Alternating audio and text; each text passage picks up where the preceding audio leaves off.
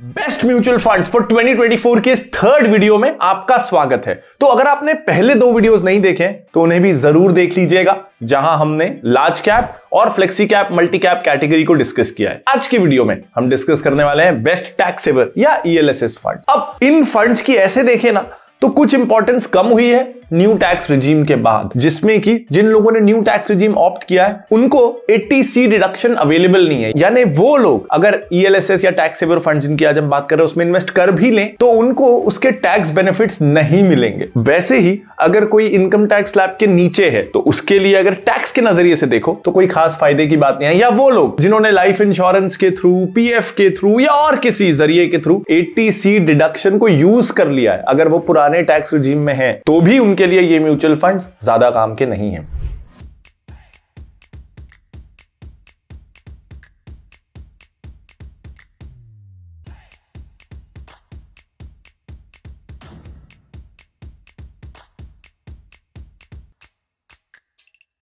तो मैं क्यों बना रहा हूं आज ये वीडियो, क्यों हम डिस्कस कर रहे हैं best tax saving mutual fund? क्योंकि मुझे ऐसा लगता है कि ये फंड्स सिर्फ टैक्स सेविंग के नजरिए से इनमें इन्वेस्ट नहीं करना चाहिए, क्योंकि है तो ये म्यूचुअल फंड्स ही ना, लगाते तो ये भी पैसा शेयर्स में ही है, जैसे दूसरे mutual fund equity mutual funds लगाते हैं उस तरह के ये भी फंड्स है। लेकिन इसके साथ ना जो इसका डिसएडवांटेज बोला जाता है वो एक बहुत बड़ा एडवांटेज है। इनफैक्ट इसमें 3 साल का लॉक इन है, जो पैसा आपने डाल दिया वो आप 3 साल तक निकाल नहीं पाओगे। ऐसा दिखता है कि लिक्विडिटी के मामले में डिसएडवांटेज है, लेकिन मेरी नजर में ना जो यंग इन्वेस्टर है, जो डिसिप्लिन से जूझता है, जिसको प्रॉब्लम होती है इन्वेस्टेड रहने में, मार्केट वोलेटिलिटी में पैसा निकालने का मन करता है, उनके लिए ये फंड्स बहुत अच्छे हैं। ये फोर्स्ड डिसिप्लिन लेके आते हैं। तो एक बार आपके पास इमरजेंसी फंड है, आपको पता है, आप 100% श्योर हो कि आप सिर्फ वो पैसा डाल रहे हो जिसकी अगले 3 साल आपको जरूरत बिल्कुल नहीं पड़ने वाली है, उस पैसे के लिए ये फंड बहुत अच्छा कैटेगरी है, बहुत अच्छा ऑप्शन है। आप मार्केट ऊपर से नीचे हो, पैनिक करके हम इन्वेस्टर्स पैसा निकाल लेते हैं, ये फंड में ये इनडिसिप्लिन आप नहीं कर पाओगे। तो डिसिप्लिन के लिए भी ये कैटेगरी बहुत अच्छी है। इनका नाम है टैक्स सेवर, लेकिन बाकी टैक्स सेवर इंस्ट्रूमेंट्स में क्या होता है, टैक्स बचाने के चक्कर में रिटर्न्स कम होते हैं। इन फंड्स में ये शायद एक ऐसा टैक्स सेवर इंस्ट्रूमेंट है जिसमें टैक्स भी बचता है अगर आप ओल्ड रिजीम में हो, 80C रिडक्शन लेना चाहते हो, लेकिन रिटर्न्स कॉम्प्रोमाइज नहीं होते हैं। और इसीलिए ये non tax saving mutual fund से रिटर्न्स के मामले में भी कंपेरेबल है। इसलिए ये फंड्स ना मुझे फ्लेक्सी कैप कैटेगरी, जो मैं हमेशा कहता हूं कि मेरी फेवरेट है, मुझे बहुत पसंद है, तो फ्लेक्सी कैप के साथ अगर टैक्स सेविंग बेनिफिट्स आ जाए ना तो ये अल्टीमेट इंडिया का बेस्ट म्यूचुअल फंड हो जाता है, वो इन्वेस्टर्स के लिए जो डिसिप्लिन के साथ स्ट्रगल करते हैं। इसलिए ये कैटेगरी मुझे बहुत ज्यादा पसंद है। तो चलो अब अपन आते हैं कि हमने इन फंड्स में से बेस्ट फंड को कैसे चुना, कैसे फंड्स को एलिमिनेट किया। तो अब इस कैटेगरी में ना इंडिया में 39 फंड्स अवेलेबल हैं। अब हमने कंपेयर किए पिछले 3 साल के रिटर्न्स इसके इंडेक्स से,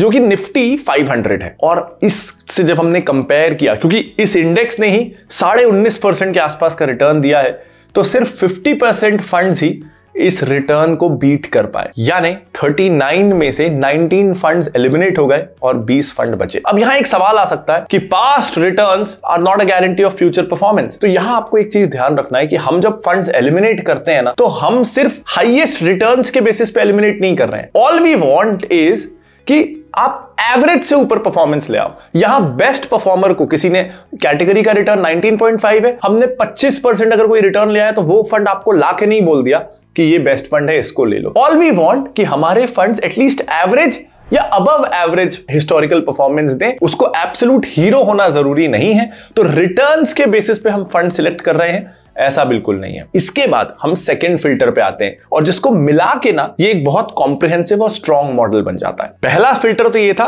कि इंडेक्स को, एवरेज रिटर्न को, उसको बीट करे या उसको मैच करे। सेकंड ये था कि वो मैच या बीट करे लेकिन एक्स्ट्रा रिस्क ना ले। और इसके लिए जब हमने रिस्क टेस्ट रन किए, जैसे कि स्टैंडर्ड डिविएशन हो या उसका बीटा चेक करना हो, तो फिर से बहुत सारे ऐसे फंड्स थे जो इस फिल्टर के कारण बाहर हो गए, क्योंकि उन्होंने रिटर्न्स तो जनरेट किए लेकिन बहुत ही वॉलेटाइल फैशन में, और इतनी वोलेटिलिटी दिल के लिए अच्छी बात नहीं है। लेकिन हम यहां नहीं रुके, फिर हमने देखा कि रिस्क एडजस्टेड रिटर्न कैसा है, क्योंकि रिटर्न तो कोई भी ला सकता है। उसके लिए पर यूनिट ऑफ रिटर्न के लिए कितना यूनिट ऑफ रिस्क लिया गया, तो ये हमने चेक किया शार्प रेशो और सॉर्टिनो रेशो के जरिए। तो इन दो तरह के फिल्टर्स के बाद 20 में से सिर्फ 8 फंड रह गए। इसके बाद हम चाहते थे कि हमारे फंड्स, ये 8 फंड्स जो कि कैटेगरीज के एवरेज से अच्छा परफॉर्म करते हैं, कैटेगरी की एवरेज से कम रिस्क लेते हैं, इनमें हमको ऐसे फंड भी मिल जाए जो कैटेगरी एवरेज से कम एक्सपेंस रेशो भी चार्ज करते हैं। तो जब ये फिल्टर आया तो इस कैटेगरी का एवरेज एक्सपेंस रेशो था 0.89% डायरेक्ट प्लान्स के लिए। हमें ऐसे फंड चाहिए थे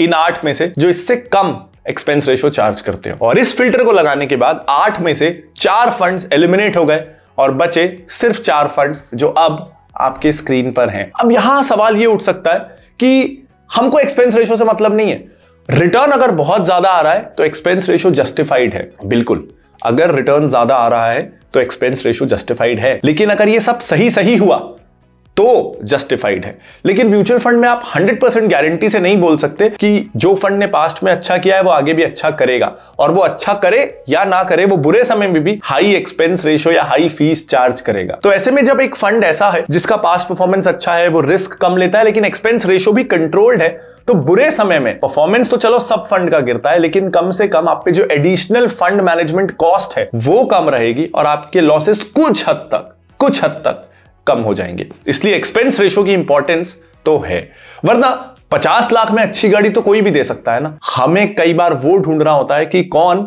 10-15 लाख में गाड़ी बेच रहा है और 50 लाख वाली सेफ्टी दे रहा है, वो अच्छा कॉम्बिनेशन होता है ना। ज्यादा पैसे लेके तो कोई भी अच्छी चीज दे सकता है, लेकिन वाजिब हम सब वैल्यू ढूंढ रहे हैं। तो एक्सपेंस रेशो हमें बताता है कि इस फंड में कितनी वैल्यू है, और इसीलिए ये फिल्टर लगाना जरूरी हो जाता है। तो ये 4 फंड अब आपके स्क्रीन पर है। अब इसमें से बहुत ऑब्वियस हो जाता है हमारे लिए फेवरेट पिक करना, और वो हो जाता है पराग पारेख का ELSS फंड। क्योंकि इसमें एक खास बात है, ये फंड ना 17% एलोकेशन इसने डेट में रखा था, सेफ डेट बॉन्ड्स डिबेंचर्स में इसने रखा था। यानी ये फंड बहुत सेफ्टी की तरफ जा रहा था, और इतना सेफ रहने के बावजूद इसने रिटर्न्स इतने अच्छे जनरेट किए कि ये टॉप 4 में आ गया। तो इससे इनकी quality of picking, stock picking समझ में आती है, पेडिग्री समझ में आती है कि कितनी अच्छी रिसर्च ये फंड हाउस लगातार कर रहा है। लेकिन अगर आपने पिछला वीडियो देखा होगा तो उससे ओवरलैप आ रहा है, क्योंकि उसमें भी जो 2 फंड हमने रिकमेंड किए थे उसमें से एक फंड था पराग पारेख का फ्लेक्सी कैप फंड। और एक प्रॉब्लम है इस फंड में, पराग पारेख टैक्स सेवर में और फ्लेक्सी कैप में 62% के आसपास का ओवरलैप है, यानी 62% स्टॉक्स दोनों फंड में बिल्कुल सेम है। तो अगर आप दोनों फंड ले लेते हो तो यह होगा कि फंड कहने को 2 हैं लेकिन 62% स्टॉक्स उनमें सेम है। इसलिए ये दोनों फंड को लेना शायद बहुत अच्छी चॉइस ना है। इसलिए अब आपके पास 2 ऑप्शंस बचते हैं। जैसा मैंने इस वीडियो के शुरू में बताया था, अगर आप डिसिप्लिन से स्ट्रगल करते हो, आपको लगता है आप डिसिप्लिन नहीं हो, या आपको टैक्स बेनिफिट्स उठाने, आप ओल्ड टैक्स रिजीम में हो, तब आप पराग पारेख फ्लेक्सी कैप को स्किप कर सकते हैं और पराग पारेख टैक्स सेवर में ही आप इन्वेस्टमेंट कर सकते हैं। ये एक अच्छा चॉइस हो जाएगा। लेकिन क्योंकि हम 5-6 सालों से पराग पारेख फ्लेक्सी कैप फंड के बारे में बोलते आ रहे हैं, तो आपका हो सकता है अच्छा खासा इन्वेस्टमेंट हो जाए, 2 साल तक उसमें एग्जिट लोड भी लगता है, आप रिडीम ना करना चाहें और आप उस फंड की फ्लेक्सिबिलिटी एंजॉय करना चाहते हैं। आप श्योर नहीं हो कि आप 3 साल के लॉक इन का पैसा रख सकते हो, आपको 1-2 साल बाद पैसों की जरूरत इमरजेंसी में पड़ भी सकती है, तो आपको नॉन ELSS फंड में ही रहना है। तो उस केस में आप पराग पारेख फ्लेक्सी कैप को कंटिन्यू करो और आपको एक सेकेंड टैक्स सेवर ऑप्शन अब हम देते हैं। तो द सेकंड ऑप्शन, और यहां पे ना एक बहुत क्लोज टाई हो गया था बिटवीन मिराय एसेट का टैक्स सेवर फंड और कोटक टैक्स सेवर फंड, और ये दोनों फंड बहुत क्लोजली कंपैरेबल हैं। तो कोई बहुत स्ट्रॉन्ग प्रेफरेंस हमारा एक की तरफ नहीं था, बहुत ही दोनों अच्छे से फंड है। We went with Mirae Asset tax saver fund because of consistency. ये फंड लास्ट ईयर भी हमारी लिस्ट में था और कोई स्ट्रॉन्ग रीजन नहीं था कि why should we reject Mirae Asset and choose Kotak. आज भी अगर पिछले साल ये फंड लिस्ट में नहीं होता और आज हम पहली बार इन 2 फंड्स को कंपेयर कर रहे होते, तब भी हम बड़े 50-50 पोजीशन में होते कि दोनों में से कौन से फंड को चुने। लेकिन क्योंकि हमने पिछले साल मिराय एसेट टैक्स सेवर को चुना था, तो लोगों को प्रॉब्लम ना हो, बिना कारण हम उनसे शफलिंग ना करवाएं, कंसिस्टेंसी बनी रहे, इसलिए again we are going with Mirae Asset tax saver fund. ये दोनों ही फंड जो आज हमने बताए वो पिछले साल की लिस्ट में भी थे, तो इस साल के टैक्स सेवर फंड्स में है नो चेंज, और हम हमारे पिक्स के साथ कॉन्फिडेंटली स्टैंड करते हैं। अब कल आएगा बेस्ट स्मॉल कैप फंड। ये वीडियो अगर आपको पसंद आया हो तो लाइक जरूर करिए, चैनल को सब्सक्राइब करना मत भूलिएगा। ये म्यूचुअल फंड सीरीज अभी और चलने वाली है, जहां मैं बताऊंगा कि अगर आप सैलरीड है तो कौन सा फंड आपको लेना चाहिए, अगर आप स्टूडेंट हैं तो कौन सा फंड लेना चाहिए, बिजनेस में है तो कौन सा फंड लेना चाहिए। तो ये वीडियोस आपसे मिस ना हो उसके लिए सब्सक्राइब करके नोटिफिकेशंस को ऑन करिए और बेल आइकन दबाइए। This is Pranjal Kamra signing off. Bye bye.